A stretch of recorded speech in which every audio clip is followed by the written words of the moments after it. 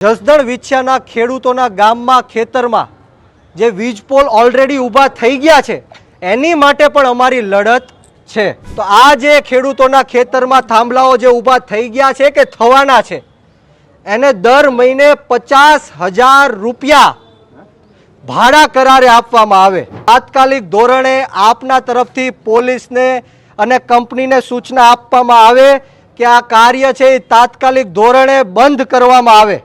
કહેવા માંગુ છું અને આ મેપ દેખાડવા માંગુ છું કે આ જીવાપર ગામનો મેપ છે, જીવાપર ગામનો નકશો છે। આમાં સ્પષ્ટ રીતના દેખાય છે કે જ્યાં જ્યાં પણ સત્તા પક્ષના મળતિયાઓના ખેતર છે એટલે કે ભારતીય જનતા પાર્ટીના જે મળતિયાઓ છે એમના સમર્થકો છે એમના ખેતરમાંથી આ વીજ લાઈનો તારવવામાં આવી છે। તાલુકાના તમામ સમાજ, તમામ જ્ઞાતિના પક્ષપાત વગર અહીંયા ખેડૂતો ઉપસ્થિત થયા છે। જે રીતના 3 દિવસ પહેલાં ગોડલાધાર ગામની અંદર 17 જેટલા જેટકો કંપનીના વીજ પોલ જે ખાનગી કંપની છે પોલીસ પ્રોટેક્શન લાવીને અમારા ખેડૂત છે એમની સહમતિ વગર, એમની પરમિશન વગર ગેરકાયદેસર રીતના ખેતરોમાં ઘૂસીને પાકને નુકસાન કરીને વીજ થાંભલાઓ ઊભા કરવાનું કામ ચાલી રહ્યું હતું। ત્યારે 16 જેટલા પોલ તો ઓલરેડી આ વીજ કંપનીઓએ ઊભા કરી દીધા છે, પરંતુ આ છેલ્લો પોલ જ્યારે બાકી હતો ત્યારે અમને ખેડૂતનો ફોન આવ્યો, ખેડૂતે મને સંપર્ક કર્યો। ત્યારે અમારી સમગ્ર ટીમ સાથે અમે ત્યાં ખેતરમાં ખેડૂતને લઈને પહોંચ્યા। ત્યારે જે આ અધિકારીઓ છે જેટકો કંપનીના એમની સાથે વાર્તાલાપ થઈ, પોલીસના મિત્રો સાથે વાત થઈ। ત્યારબાદ મને જાણ થઈ કે પોતાના જ ખેતરમાં આ ખેડૂતને ઘૂસવા દેવામાં આવ્યા નહોતા।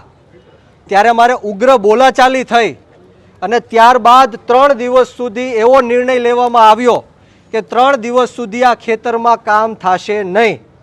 જેસીપી પણ બહાર ગયા, પોલીસ પણ બહાર ગઈ, અધિકારીઓ પણ બહાર ગયા અને અહીંયા જે વીજ પોલ નાખવાના બાકી છે એ ખેડૂતો નહીં, પરંતુ ગુમરાહ કરીને, લાલચ આપીને જસદણ વિછિયાના ખેડૂતોના ગામમાં ખેતરમાં જે વીજ પોલ ઓલરેડી ઊભા થઈ ગયા છે એની માટે પણ અમારી લડત છે। અહીંયા 3 ગામના ખેડૂતો આવ્યા છે, જંગવડ હોય, જીવાપર હોય અને ગોડલાધાર હોય, પાંચવડાના પણ ખેડૂતો અહીંયા ઉપસ્થિત છે। અમારે માંગ માત્ર એટલી છે કે જસદણ વિછિયાનો વિકાસ થતો હોય, પ્રગતિ થતી હોય, જનહિતના કાર્યોમાં અમે સરકારશ્રીની સાથે છીએ, પરંતુ માત્ર ને માત્ર આ વીજ પોલ ત્યારે જ અમે નાખવા દેશું જ્યારે ખેડૂતોને યોગ્ય વળતર મળે। ખેડૂતોને ટાવર દીઠ અમે 2 કરોડ રૂપિયાની માંગ કરીએ છીએ, તારના 1 કરોડ રૂપિયાની માંગ કરીએ છીએ।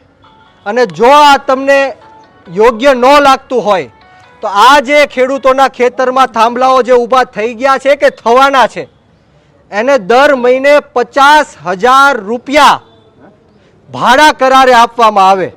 અને એ પણ જો એમને સ્વીકાર્ય ન હોય તો આ જે ખેડૂતની જમીન છે જે જંત્રી પ્રમાણે આજનો ભાવ છે એની કરતાં ડબલ ભાવે આ ખેતર ખરીદી લેવામાં આવે।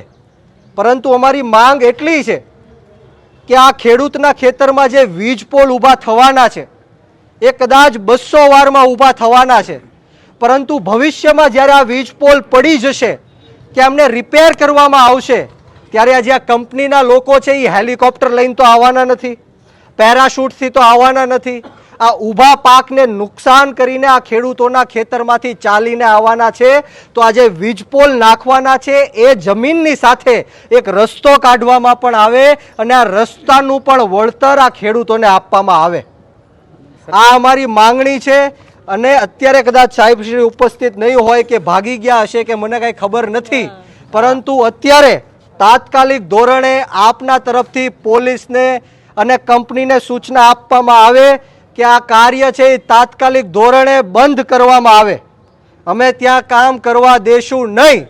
અમારે શાંતિપૂર્ણ રીતના ગાંધી ચિંધ્યા માર્ગ ઉપર અમે તમને રિક્વેસ્ટ કરીએ છીએ, વિનંતી કરીએ છીએ। અમારે કોઈ હોબાળો કરવો નથી, અમારે કોઈ ઉગ્ર બોલાચાલી કરવી નથી। આપ સાહેબ શ્રી ફોન ઉપર ટેલિફોનિક ફોન ઉપર કલેક્ટરશ્રીને ચર્ચા કરવી હોય તો પણ કરી લ્યો, વીજ કંપનીના માલિકોને ચર્ચા કરવી હોય તો પણ કરી લ્યો.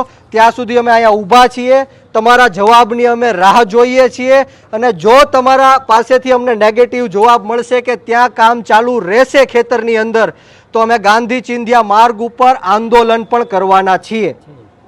તમારી આ માંગ છે ને આજે અત્યારે જ હમણાં જવા દઈએ છીએ.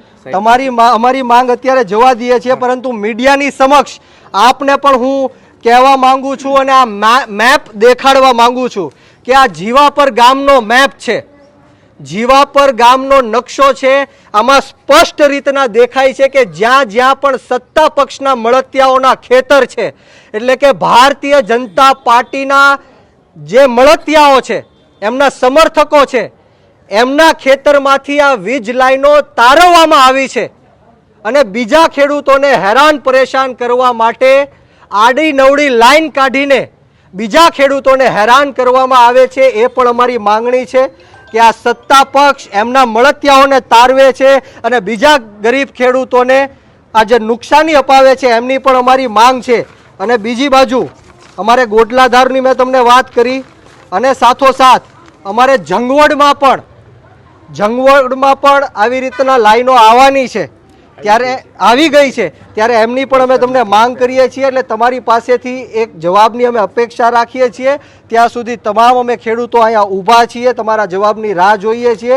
તમારો જવાબ મળી જશે પછી જ અમે અહીંથી જશું, નહીંતર અમે શાંતિપૂર્વક રીતના ગાંધી ચિંધ્યા માર્ગ ઉપર આંદોલન કરીશું. બોલો, તૈયાર છો બધા? હું આવેદન લઈ લઉં છું. જવાબ મારી ઓથોરિટીમાં હું સાહેબને તો મને વાત કરાવો, મને અત્યારે ફોન ઉપર વાત કરાવો. આપના જે અધિકારીઓ હોય અને અમારે લેખિત અત્યારે જ કલેક્ટર સાહેબને જવા દઈએ છીએ. જવા દો, પણ જેટકો ઓફિસ નહીં જવા દઈએ છીએ. તમે જવાબ દો છો, પણ મને અત્યારે જવાબ જોઈએ છે કે આમાં અત્યારે કામ ચાલુ થવાનું છે. બે ત્રણ દિવસથી કામ અટકાવ્યું હતું, પરંતુ આજે કદાચ એ લોકો કામ કરવાના હોય તો એને તાત્કાલિક ધોરણે એ કામ અટકાવવામાં આવે, બંધ રાખવામાં આવે, અને એનો અમને જવાબ જોઈએ છીએ. ત્યાર પછી અમે અહીંથી જવાના છીએ. વાંધો નહીં, તમે કાગળ આપી દો આવેદન. અત્યારે આવેદન જવા દઈએ છીએ. આવેદન જવા દઈએ, પણ જવાબ તમારે અમને દેવો પડશે સાહેબ. કેટલી વાર